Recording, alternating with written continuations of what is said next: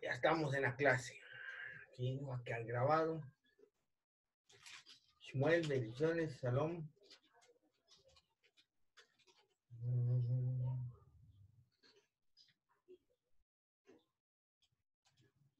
Bueno, vamos a reiniciar nuestras clases que teníamos acerca de la Tanaj. Si se recordarán, hemos estado estudiando los libros de Bereshit hasta digamos, hasta el libro de Reyes, ¿no? Vimos los reyes de la casa de Judá y los reyes de la casa de Israel. Ahora vamos a estudiar los profetas, vamos a estudiar el libro del profeta Eliyahu y Yeshayahu, perdón, o Isaías. Necesito que tengan en su mano las Tanaj o Biblias que tengan para ver algunos textos que van a ser necesarios ver. Vamos a iniciar la clase. Bienvenidos todos.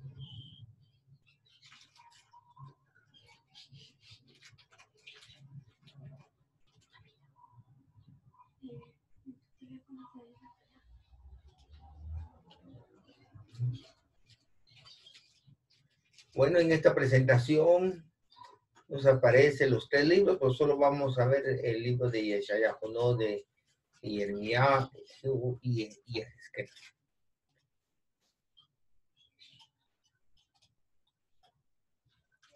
Bueno, el libro de Yeshayahu o Yeshaya o Isaías, como se le conoce en español.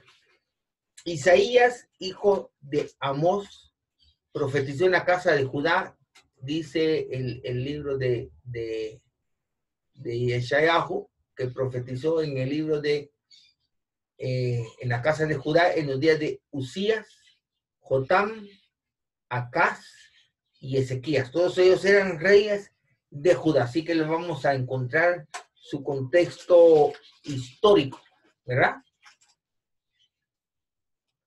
Entonces dice esto, más o menos lo que nos dice el libro, comprende una época aproximadamente de 110 años, o sea, la época de la historia de Israel, de estos reyes, son más o menos 110 años.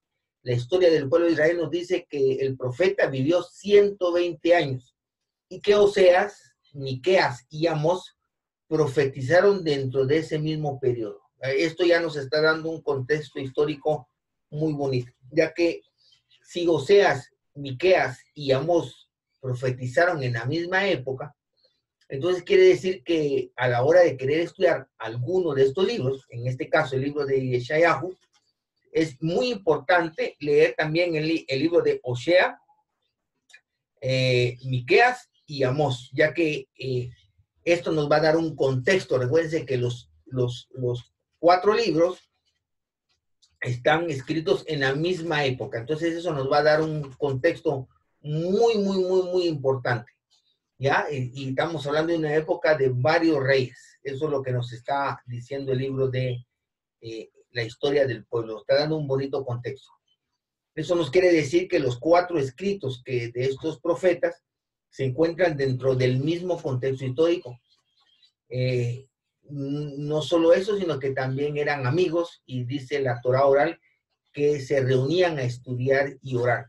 Esto es lo importante de estos libros, de estos estudios, de estos análisis que estamos dando, porque regularmente nosotros tenemos el libro de Isaías y Ezequiel, Jeremías, Daniel, los tenemos como aislados totalmente a estos libros. Los tenemos como piezas de un rompecabezas que no los podemos unir. Entonces, lo interesante es que cuando leemos la historia del pueblo de Israel, su historia nos habla de que estos profetas eran amigos, y eso nos da un contexto muy precioso.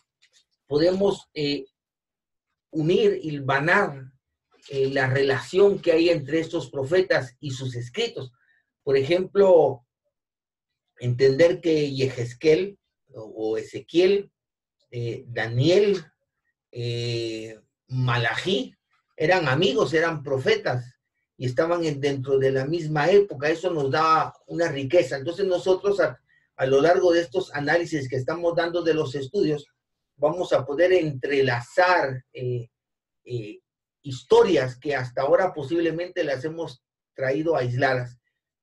Por ejemplo, en el caso de Yoná, el libro de Yoná, es un libro, profeta Yoná, la historia del pueblo nos dice que el hijo de la viuda de Sarepta, aquella que albergó y cuidó a Eliyahu, ese niño que se muere estando ahí, el profeta Eliyahu, ese niño era Jonás.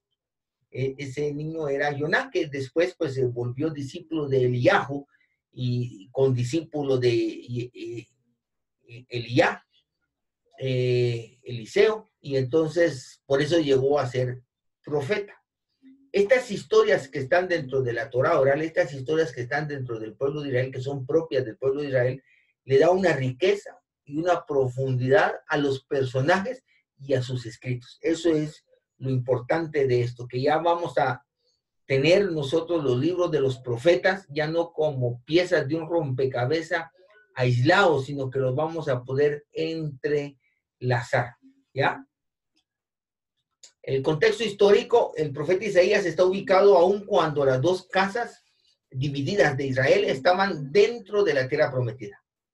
Es más, el Isaías 6:8 profetiza sobre la desaparición de la casa de Israel en manos de Asiria, ubicando al profeta aproximadamente unos 150 años antes del profeta Jeremías y unos 236 años después del rey Salomón. Eso es muy interesante. Por ejemplo, vamos a leer ese texto de Isaías 6:8 para que vean cómo eso ubica al profeta en un punto de la historia. Dice, después, Isaías 6:8, después oí la voz del que decía, he aquí enviaré un emisario, perdón, este no es.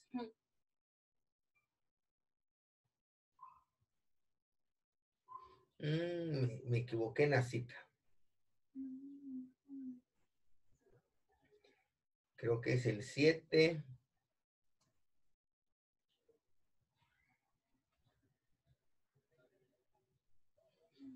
Dice, porque la cabeza, es capítulo 7, verso 8, porque la cabeza de Siria es Damasco, y la cabeza de Damasco, Resín.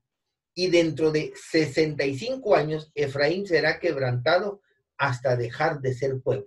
Entonces tenemos el profeta Isaías que profetiza que desde ese momento donde él escribió eso, a 65 años, la casa de Israel, o sea, Efraín, las 10 tribus, iban a ser llevadas a la dispersión. Esto está ubicando al profeta en ese momento histórico, unos 150 años antes del profeta Jeremías.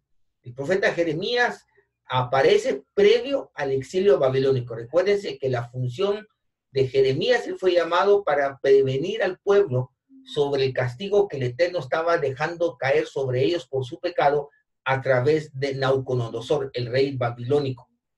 Pero no se arrepintieron y por eso fueron llevados a Babilonia.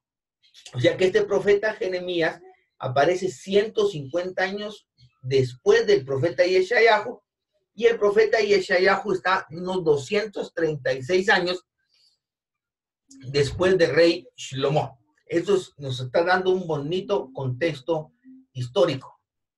Por ejemplo, si hacemos un diagrama, quiero mostrarles aquí un diagrama en donde este punto rojo que está abajo, hacia atrás, más o menos sería lo que fuera el tiempo del Reino Unido.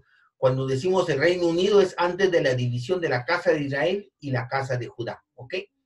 Entonces aquí es donde estaba el rey Saúl, el rey David y el rey Shlomo. Después del rey Shlomo, en manos de su hijo Roboam, se divide el reino.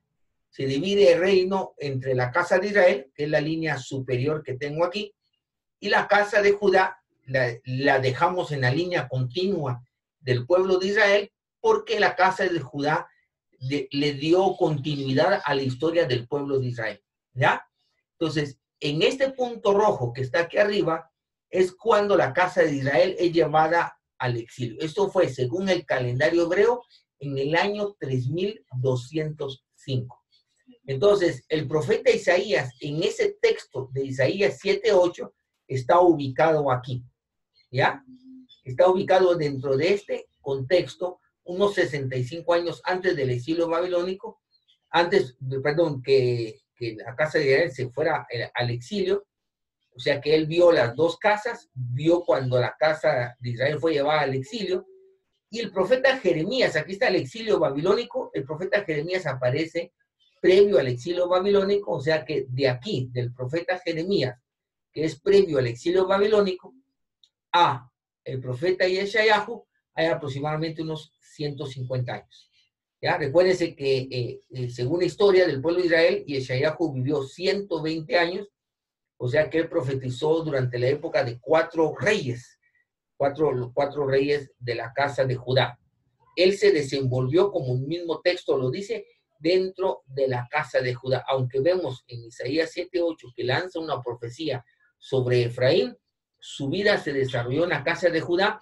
No así, por ejemplo, el tema de Joná, no es así el tema de Eliyahu, que son profetas que se desarrollaron en el reino del norte, en la casa de Israel. Isaías está en este contexto. Si tienen alguna pregunta, ahí tienen la opción de levantar la mano, por favor, y así yo puedo contestarles. Ferney, Shalom Haya, Shalom allá de Armenia, y Héctor, me imagino que ha de ser de Filadelfia, Manashe. Shalom. El profeta Yeshayahu en su libro señala la maldad de ambas casas al separarse de la Torá del Eterno. Eso lo podemos ver en el capítulo 5, versos 20 al 24. Sin embargo, es importante tomar en cuenta que el rey Ezequías, que reinó al final de la vida de Yeshayahu, cuando la casa de Israel fue llevada cautiva a Asiria, fue uno de los mejores reyes de la casa de Israel, que según Jeremías 26, 18 y 19, se arrepintió y cambió gracias a la exhortación del profeta Miqueas. Quiero importante que vayamos a ver Jeremías 26.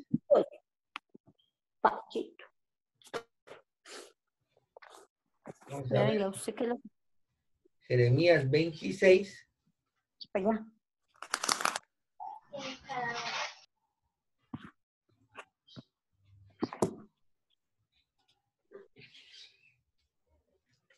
Jeremías 26, dije 18 y 19, dice: Miqueas de Moreset profetizó en tiempo de Ezequías, rey de Judá, y habló a todo el pueblo de Judá diciendo: así ha dicho el Eterno de los ejércitos, Sión será arada como campo, y Jerusalén vendrá a ser montones de ruinas, y el monte de la casa como cumbres de bosque. ¿Acaso lo mataron Ezequías, rey de Judá, y todo Judá? ¿No temió al Eterno y oró en presencia del Eterno, y el Eterno se arrepintió del mal que había hablado contra ellos? ¿Haremos pues nosotros tan gran mal cosa sobre nuestras almas? O sea, ahí vemos cómo se está enlazando la situación. Entonces vemos nosotros que el rey Ezequías, que estaba ahí, Yeshayahu todavía en vida, esto es lo bonito del contexto histórico, él fue uno de los mejores reyes de la historia de la casa de Judá, y de los pocos reyes que hicieron conforme a la obra del Eterno, pero el libro de Jeremías nos dice que él se arrepintió y corrigió su camino gracias a la predicación de Miqueas. Eso no se está, pero el libro, y Yeshayahu estaba con vida. Eso es lo importante, que le comienza a dar contexto, y se enlazan los libros. Por eso es que no, cuando ustedes van a estudiar un libro, el libro de Yeshayahu, no pueden estudiarlo aislado de toda la Tanaj.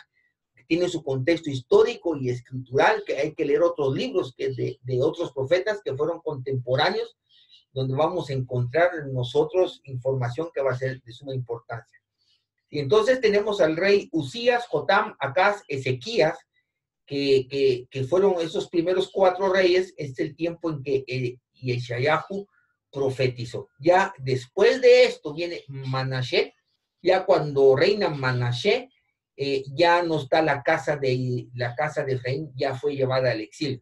Entonces viene Manashe y Amón, ¿verdad? Esos son reyes de la casa de Judá. El nivel espiritual del pueblo, según lo narra en su contexto todo la Tanaj, traía un nivel espiritual bajo por su pecado. Luego Ezequías se arrepiente, que según el libro de Jeremías se arrepiente por la predicación de Miqueas, y es llevado, entonces se eleva el nivel espiritual.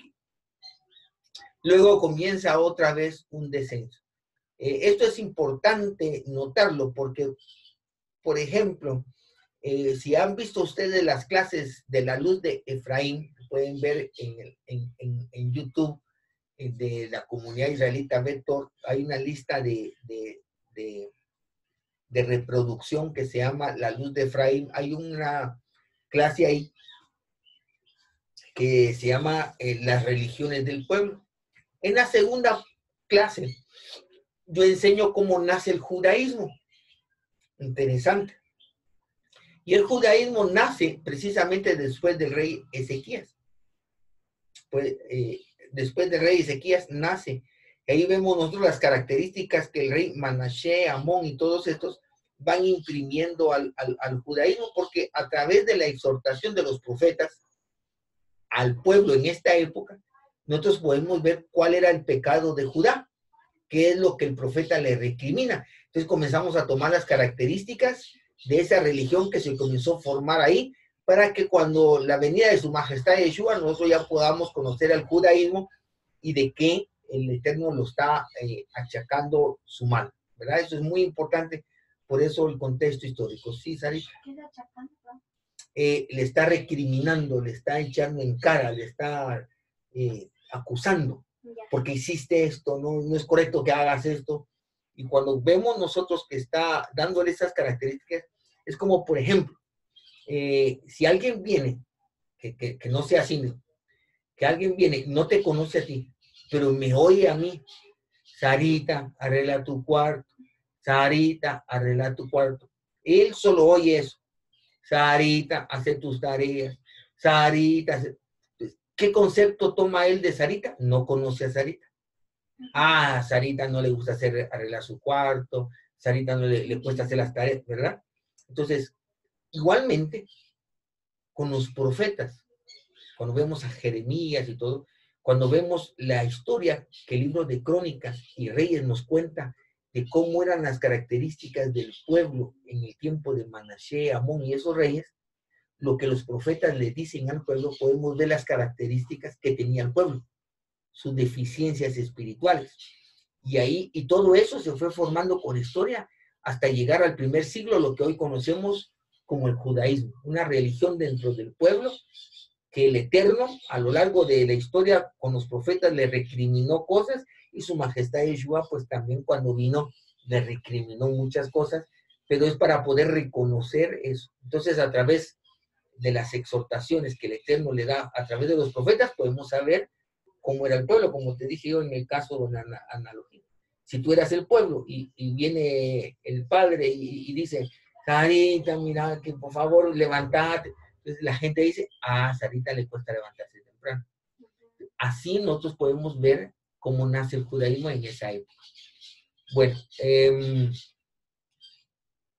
el tema principal del libro, y aquí es donde voy a comenzar a entrar a un poquito de profundidad, no sé si me va a dar tiempo para terminar.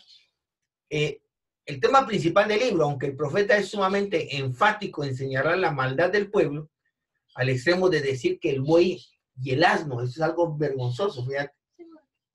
¿Has visto esas notas tú? Donde dice que el buey conoce a su dueño y el asno conoce a su pesebre, pero mi pueblo carece de entendimiento. Entonces es muy duro el libro del profeta con respecto a esto, porque el buey y el asno son criaturas más sabias y entendidas que el pueblo del Eterno. Y decir que está hastiado de los sacrificios que el pueblo ofrece en el templo y que en nada sirven para mitigar su ira, no es ese el tema principal del libro. O sea, es impactante ver estas palabras dentro del libro, pero no es ese el tema principal del libro, eso es lo importante. El tema principal del libro, al estudiarlo, uno se puede percatar, ¿sí?, que el profeta fue enviado más que todo para consolar a los justos del pueblo, que aunque vivían en medio de un pueblo pecador, ellos no lo eran. Y realmente sufría al ver la maldad del pueblo. O sea que de alguna manera el profeta escribe mucho para consolar a esos justos que sufren al ver el pecado del pueblo. Y realmente sufría al ver la maldad del pueblo, al extremo de que darles poca esperanza de que Yahweh algún día los pudiera perdonar y restaurar para cumplir sus promesas hechas a Abraham, Isaac y Jacob. Por ejemplo, vamos a ver Isaías 51 del 1 al 11. Si ustedes van a ver 51 del 1 al 11, dice: oídme los que seguís la justicia. Entonces está hablando a personas justas dentro del pueblo, porque él siempre, el Eterno siempre ha mantenido un remanente, se le llama, es unas personas que mantienen la justicia y que no se pervierten como el resto del pueblo. ¿Ya? Mirad a la piedra de donde fuisteis cortados y al hueco de la cantera de donde fuisteis arrancados. Mirad a Abraham vuestro padre y a Sara que os dio a luz, porque cuando era más que uno solo, lo llamé y lo bendije y lo multipliqué. Ciertamente consolará el Eterno a Sion, consolará todas sus soledades y cambiará su desierto en paraíso y su soledad en huerto del Eterno. Si hallará en ella alegría y gozo, alabanza y voces de canto. Y así, no solo es, solo por dar un ejemplo, estoy mostrando del 1 al 11, pero hay muchos versos que están dirigidos a esas personas justas dentro del pueblo, que sufren al ver el pecado del pueblo y están quebrantados en esperanza de ver si algún día el Eterno va a rescatar y a sanar a su pueblo. Hay muchas palabras de consuelo y de esperanza para estas personas. Para nosotros, ese es el tema principal del libro. Llevar consuelo y reforzar la esperanza de aquellos dentro del pueblo que son justos y están sufriendo por el pecado del pueblo. Ese es el tema principal. De alguna manera, por eso es que Yeshayahu, o el libro de Isaías, se convierte en un libro eminentemente mesiánico, con muchas profecías, con muchas promesas acerca de una redención de un Mesías, de un Mashiach, porque así es como el Eterno va a sanar y rescatar a su pueblo. Ese es el tema principal. Es importante notar que aunque Isaías profetizó en el tiempo de rey Ezequías, no se arrepintió sino por las palabras de Miqueas, no por las palabras de Yeshayahu, como lo vimos en Jeremías 26, 18 y 19. Aunque Yeshayahu es visto como un profeta de mayor rango, y es por lo anterior dicho, su función fue más que todo traer consuelo a almas afligidas por el pecado de Israel. El profeta es visto como alguien bien importante. En el primer siglo, en el tiempo de su majestad Yeshua, como vimos nosotros en los estudios ahorita, que se llama, recuérdate que la Biblia hebrea se llama Tanaj, porque está conformado por 3. Torah, profetas y escritos. Entonces, por eso es Torah, Neviim y Ketuvim. Si agarramos la primera letra de cada una de estas palabras, Torah, Neviim y Ketuvim, se forma la palabra Tanaj. O sea, en los tiempos de su majestad Yeshua, y van a ver ustedes algunos pasajes del Nuevo Testamento donde citan al profeta Isaías, pero la cita que están dando no es del libro de Isaías, sino de otro profeta. Porque en ese tiempo, a la parte de los libros de los profetas, se le llamaba Isaías, porque era como el que encabezaba todo el libro de los profetas.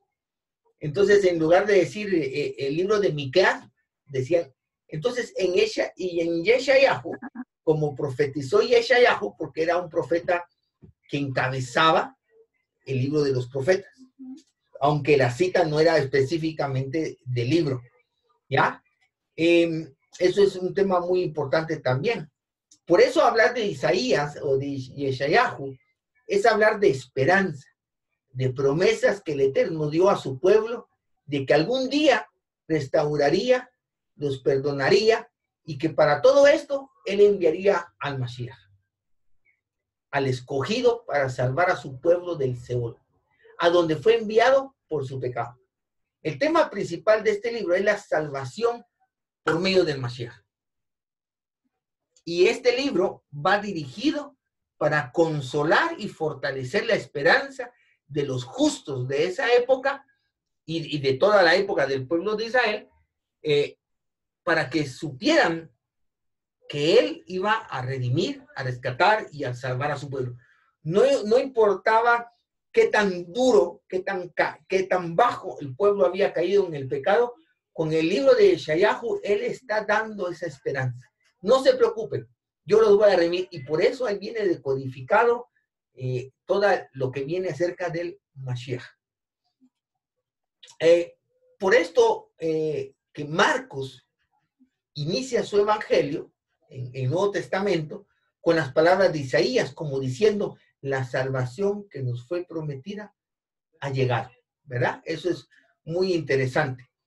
Dice Marcos 1:1, principio del evangelio de Yeshua el Mesías, hijo de Elohim, como está escrito en Isaías el profeta, he aquí yo envío mi mensajero delante de tu faz, el cual preparará tu camino delante de ti. O sea que él dice, vos que clama en el desierto, preparad el camino del Señor, enderezad sus sendas. O sea que el libro de Yeshayahu, que encabezaba todos los libros de los profetas, de los Neviim, ¿ya? Su mensaje principal era dar consuelo y fortalecer la esperanza de que Él iba a salvar a su pueblo a través del Mashiach. Entonces, el escritor del Evangelio de Marcos en el Nuevo Testamento inicia su evangelio, su escrito, diciendo que lo que todo está escrito en los profetas se está cumpliendo, y para eso está citando al profeta Isaías o Yeshayahu, porque ese es el tema principal del profeta Yeshayahu. Existe una dificultad para poder entender el libro de Yeshayahu, y eso es lo que yo quiero que ustedes vean. Cuando ustedes leen el libro de Yeshayahu, van a ver dos tipos de Mashiach. Eso es lo que quiero yo leamos. Tenemos a un Mashiach sufriente, un Mashiach inofensivo y pacífico, uno que trae salvación, que eso lo podemos leer en Isaías 53, ¿ya? Lo voy a ver, Isaías 53. Tenemos que mirar a dónde están subiendo en esas clases.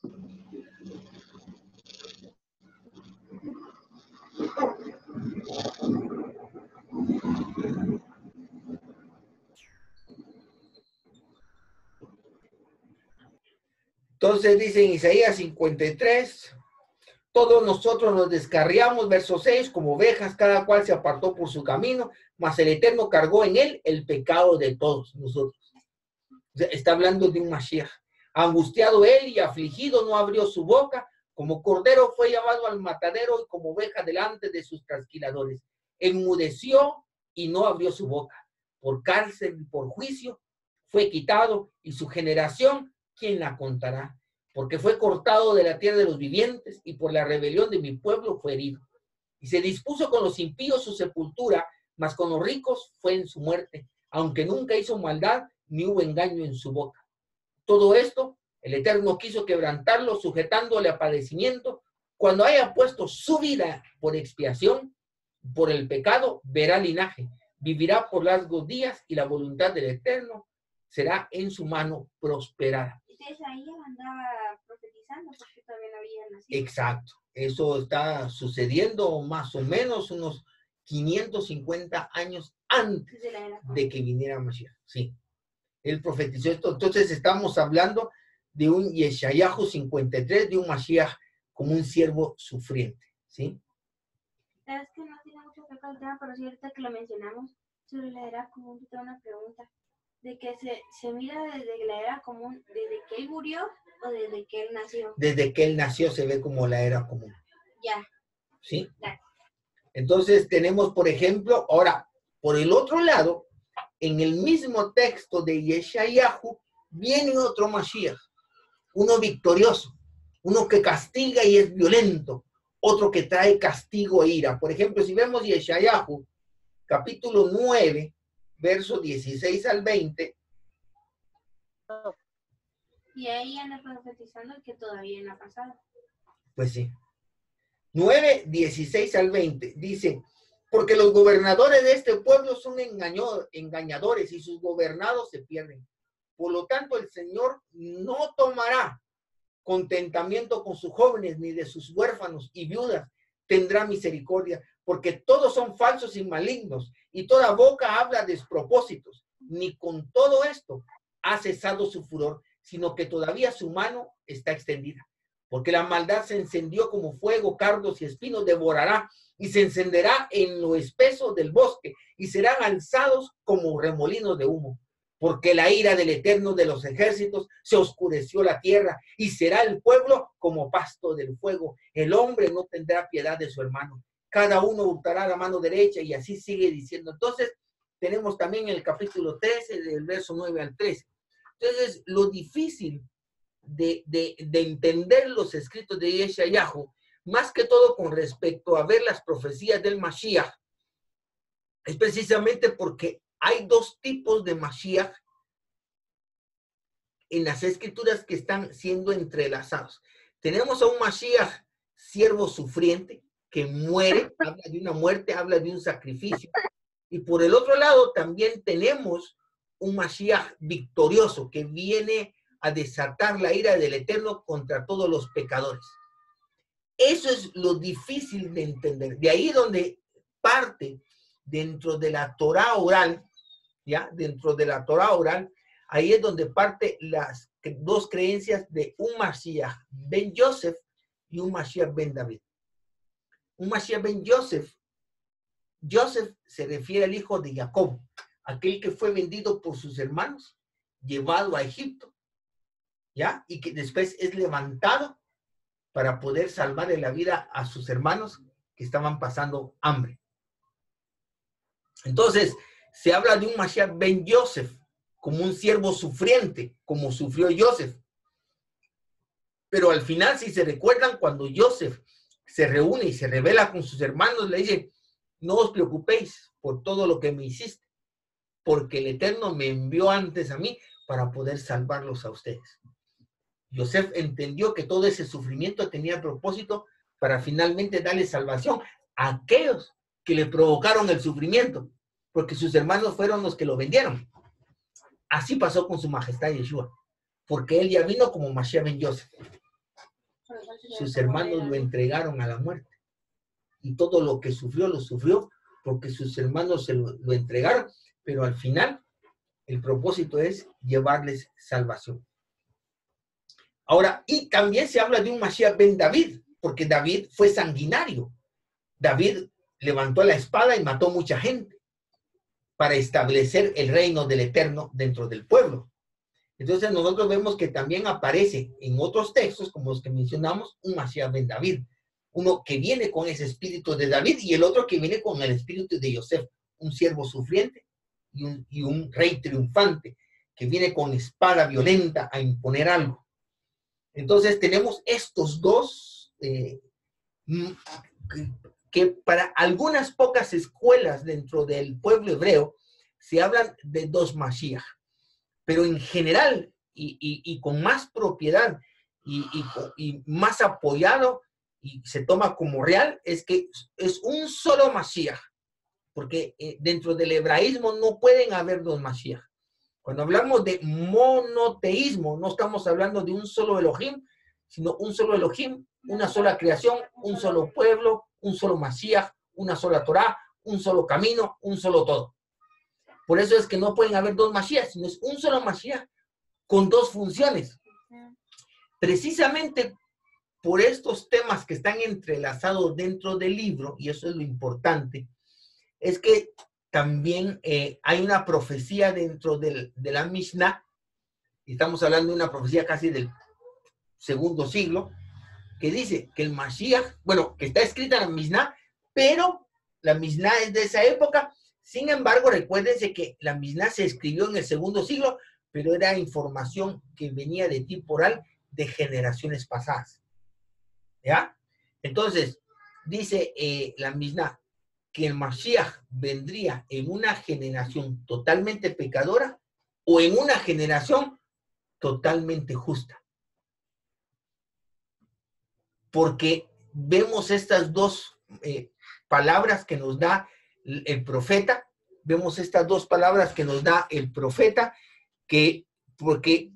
Porque si viene como siervo sufriente, como lo dice Isaías 53, y tiene que venir a darse él mismo como sacrificio de expiación, eso quiere decir que hay pecado dentro del pueblo. ¿Ya? ¿Entendés? Si viene como Mashiach ben David, es porque ya hay justicia. Entonces ya viene a imponer el reino del Eterno. Es una pregunta. Nosotros miramos, o sea, cuando alguien me habla sobre el momento más justo, o sea, yo siempre me he preguntado, tengo dos como teorías.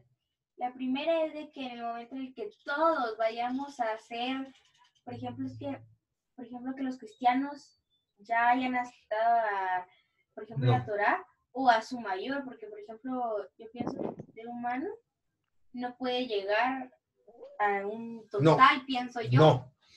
No va a llegar a un total. Cuando el rey David mató gente para imponer el reino dentro de Israel, mató gente. Okay. Eso quiere decir que cuando Mashiach regrese como Ben David, va a haber mucha gente, la mayoría de gente va a estar en pecado. ¿Cuál va a ser su función? Eliminar al mal. Por eso es que va a venir con espada desenvainada. ¿Ya? ¿Te recuerdas de la parábola del trigo y la cizaña?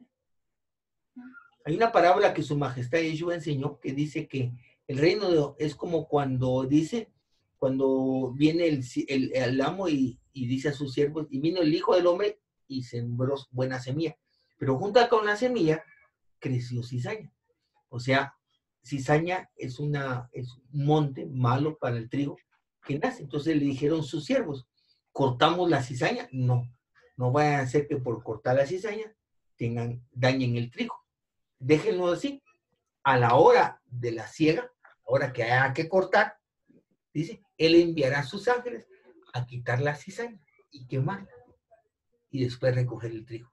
Así va a ser. Entonces, el Mashiach ben David, Mashiach va a regresar como Ben David, vino como Mashiach ben Yosef, va a venir como Ben David a arrancar al mal. Todo aquel que esté en pecado va a ser eliminado de sobre la faz de la tierra. Su nombre va a ser borrado de debajo de los cielos. Es como que nunca va a existir. O sea, va a ser una situación dura, y eso es lo que el libro de Yeshayahu, amigos, nos trae una literatura de un Mashiach ben Yosef y un Mashiach ben David. Por eso es que en la Torah oral se habla de estas dos manifestaciones que la gente no lo ha entendido. Inclusive los discípulos de su majestad Yeshua, aunque lo tenían a él en persona, no lo entendían. Cuando su majestad Yeshua murió, ellos no entendían que él tenía que morir como el profeta Isaías lo había dicho. ¿Y sabes por qué no, Sarita? Imagínate que si las profecías decían que el Mashiach tendría que venir en una generación totalmente pecadora o totalmente justa, ojo, y de repente en la generación que tú estás guardando Torah como tú crees que es lo correcto, y si aparece el Mashiach, ¿qué esperas que tú veas? ¿Qué esperas tú que él sea? ¿Como Mashiach ben Yosef o Mashiach ben David? Mashiach ben David. Pues sí, porque tú crees que estás guardando Torah. Entonces, no cabe en ti la posibilidad de que tu observancia no sea del agrado del Eterno. Entonces, reconocer que su majestad Yeshua vino como Mashiach ben Yosef es reconocer que el nivel espiritual del pueblo en que él vino era el peor de toda la historia. Que mi observancia de la Torá estaba totalmente equivocada y que había que cambiar. Eso es difícil reconocer para el pueblo. Es como a nosotros, cuando el Eterno se nos revela y que tenemos que guardar Torá, lo difícil y lo duro, lo trágico que es para nosotros reconocer que todo lo que hasta ese momento habíamos creído estaba equivocado. ¿Se imaginan lo que significa para el judaísmo reconocer que su majestad Yeshua es el Mashiach ben Yosef? Eso sería reconocer que toda su observancia de la Torá está equivocada. Y eso no puede ser. ¿Me explico? ¿Por qué al cristiano le cuesta reconocer que hay que guardar la Torá? Porque eso significaría que todo lo que ha hecho en toda su vida como cristiano no sirve. En ese mismo entredicho se encuentra el pueblo judío. ¿Ya? Y entonces el Mashiach ben Yosef tendría que venir a quitar el pecado del pueblo para cuando ya los lleve a un nivel espiritual adecuado, viene como Mashiach ben David para implantar el reino. Y eso es lo que, en eso es lo que estamos actualmente. ¿Ibas a preguntarme algo? ¿Ya? Entonces, por eso es que inclusive ni el judaísmo no ha entendido esto. Muchos de los judíos que andan atrás para confundir a los mesiánicos, a los creyentes en su majestad de Yeshua, les dicen esto. ¿Por qué si Yeshua es el Mesías, por qué no hay paz mundial? Porque ellos toman los pasajes de Mashiach ben David. Ellos toman ya lo que ha de suceder al final, pero no han entendido que hay un procedimiento establecido por la Torá que tenía que suceder. Estas dos funciones como Mashiach ben Yosef y Mashiach ben David. ¿Ya? Todo eso se repite. Si se dan cuenta ustedes, David, antes de pelear y levantar la espada para poder implantar su reino, anduvo huyendo. Porque el rey Saúl lo quería matar.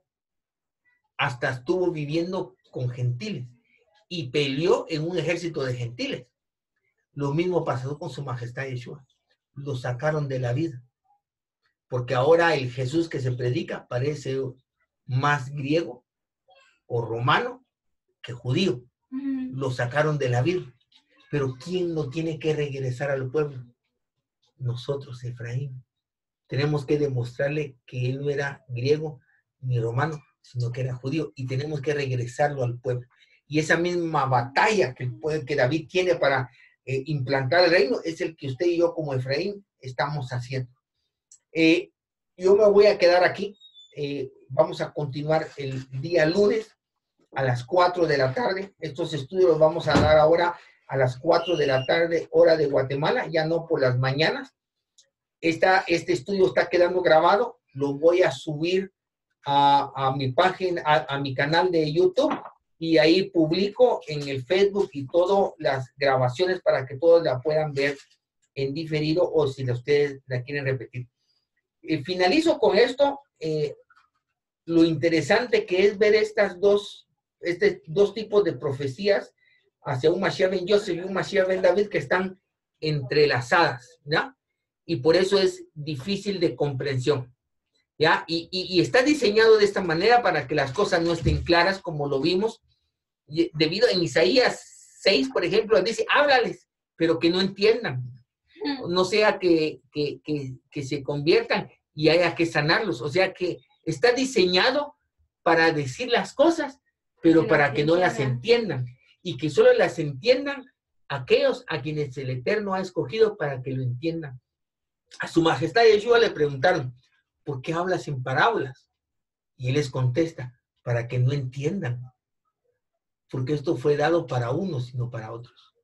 O sea, por eso es que el libro de Isaías, que es un libro eminentemente para anunciar la salvación que el Eterno tiene preparado para el pueblo a través del Mashiach, es una literatura complicada para poder entenderla correctamente. Y eso es lo que hay que tomar en cuenta a la hora de estudiar el libro. Recuérdense que el objetivo de estas síntesis, de estos extractos que estamos dando de los libros, es para ayudarlos a tener la información correcta, para que cuando ustedes necesiten estudiar un libro, tengan la información adecuada. Sigo con la segunda parte de Isaías, también en el grupo de Betor de Facebook, publiqué una síntesis del libro en PDF. Ustedes lo pueden bajar e imprimir y ir coleccionando eso con gusto. Bendiciones, Shalom, Shmuel, doña Ruth, allá en Buenos Aires, doña Isabel, creo que estará allá en Shalom. Kenia, y el More, allá. Ah, no, y Shai también está ahí. Bendiciones, pues. Shalom a todos. Ahí está Ferney también. Ahí están las amigas de Ibagué. Shalom, bendiciones a todos.